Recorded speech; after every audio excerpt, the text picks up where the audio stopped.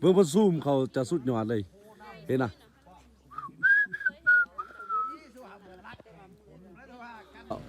โฟกัสไปพุ่น absolutely beautiful here ยาว้าวคันเพิ่มอะไรมากที่ว่าฟิตฟาดชัวเล่าเลยเห็นเอื่อยกันเลยมาผู้เดียวมีเอฟซีอยากเห็นดอกซากุระ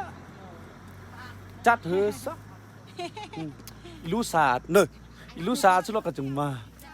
หนาวไปเอ็นมาครับเฮ้ยเต้ก็ยังมาแต่สำเนื้อต้านเนี่ยตอนนี้ใครมึงพาสวนดอกซากุระเรากำลังบานงามคิดว่านี่ยังมีดอกกำลังจุ่มเด็กก็คิดว่าจะอยู่ได้อยู่ประมาณตึม2 อาทิตย์ขันเพื่ออยากท่องเที่ยวสำเหนือแบบอยากเห็นดอกซากุระอยู่แคมป์พันเหมือนมาสงนี้เด้อแต่โอก็เจอซูเฟิงกันอะไรขี้โมเพิ่งโอ้จัดเต้มื่อเด้อจิพาเบิ่งมันเป็นแบบว่าน้ำหมอกลงเสือนี่อันนี้น้ำหมอกลงเสือมันจะเป็นนี่มีน้ำหมอกติดเลยโอ้บรรยากาศสุดยอดแล้วก็มีอยู่นี่แล้วก็มีอยู่ทำเวียงไส้เลยโอ้งามแท้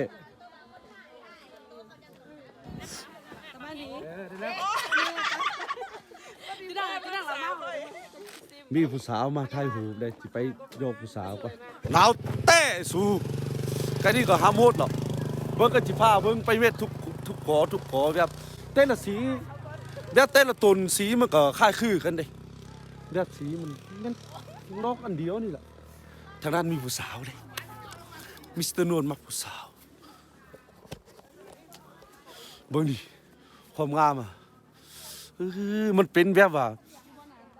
มันเป็นแบบว่ามันมีน้ำมอกหลายแล้วก็มันเป็นแบบสุดยอดบูว่านอกจากคำว่าประทับเจอแล้วมีคำว่าอื่นบอกแบบว่ามันเกินคำประทับเจอน่ะนี่มื้อนี้แสงอาจจะบ่พอเพราะว่าโอ้งามเพราะว่าอะไรวะเพราะว่ามันมืดนี่ทางนี้แบบว่ามันมืดในนึงกองมันอาจจะเป็นแบบว่านั่นเลยว่ะถือว่าสุดยอดแล้วได้มีบอลท่องเที่ยวนะนี่คันเพิ่นจะมาท่องเที่ยวแค่พันแบบเบิ่งดอกซากุระบ่แม่นมาสงนี้เด้อแต่โอ้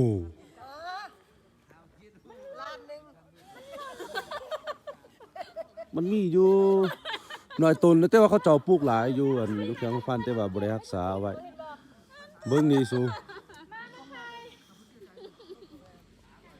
โอ้สุดยอดมันมีน้ำหมอกนี่มันมีน้ำหมอกติดอยู่แล้วก็นี่มันมีน้ำหมอกติดอยู่ก็รู้สึกแบบสุดยอดนะ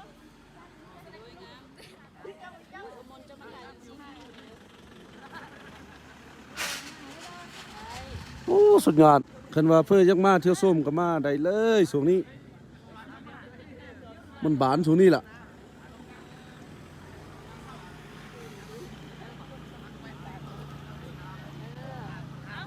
เบิกตัวนั้นเลย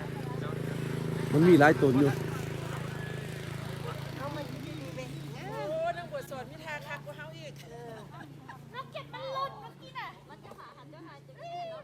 ฟังเสียงปลาคือใคร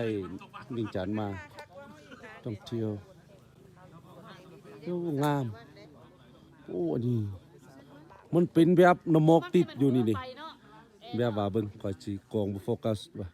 นี่แบบน้ำหมอกติดอยู่โอ้สุดยอดแล้วก็ดอกจูมกันยังมีอยู่ในนี่แบบนี่ดอกที่กำลังจูมกำลังนั้นคิดว่าจะอยู่ได้ตึมประมาณ2 อาทิตย์แล้วก็สิมืดแล้วเป็นดอกแล้วบางอันก็ออกเบื่อแล้วเรามันจะอยู่เฮาเบิ่งได้อยู่ประมาณเดือนนึงนี่แหละคันเพิ่นยังมาช่วงนี้เด้อ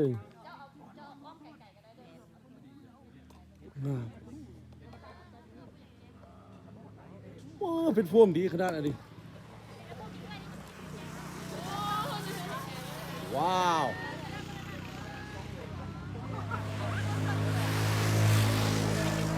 เดี๋ยวว่ามันสุดยอดมีคำบรรยายเอาถ้าส้มไปลำเดียวเป็นความภูมิใจนึงแบบว่า แขงพันในห้องฮับเอาเป็นดอกไม้เป็นเอกลักษณ์ของแขงพันเลยแต่ปี2000 2012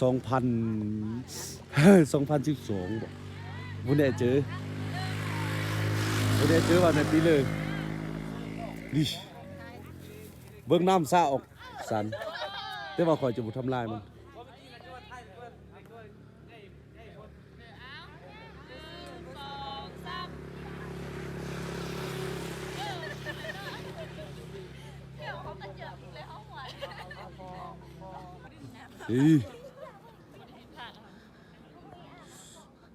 อันนั้นอาจจะเป็น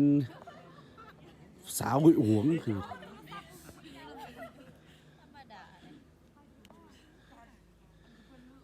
มันเป็นแหล่งท่องเที่ยวน้อยๆนึงแต่ว่าแบบเขาเจ้าทั้งแคมป์ฟันก็ไหลสุมเสือปลูกดอกอันนี้แต่ว่าเขาปลูกอยู่สวนสาธารณะอยู่ในเมืองนั่นแหละแต่เสียดายเขาบ่เพี้ยนเนาะแบบพอส่วนเกี่ยวของก็บ่ได้รักษามันปลูกล่าปลูกทิ่มปลูกขวางแท้สิงามกว่านี้ลาเต้คมจัดก็เจ็ดเทื่อต่อบัดนี้ซูจิมาซูลฮิปมาสไลแปลว่ามันงามนี่งามเกินเบิ่งไปเบิ่งทางไปเบิ่ง นี่งามแบบก็มีแบบห้านอันนั้นอันนี้ได้อยู่นี่มีทั้งจุเขาเอาเบียร์มาขายยาไทยเสนอมักเบียร์น่ะทางก็มาง่ายลูกเทศบาลมากก็ประมาณ10 ปลายนาทีคันยางก็บ่มีปัญญางหรอกงามเด้อคิดว่ามีเวลาอยู่ประมาณ2 อาทิตย์สิหมดหรอกคิดว่าเฟออยากเห็นก็มาคันเฟอบ่อยากเห็นก็บ่มาก็เลยว่าเลยเฟอเบิ่งอันนี้งามสุดิอันนี้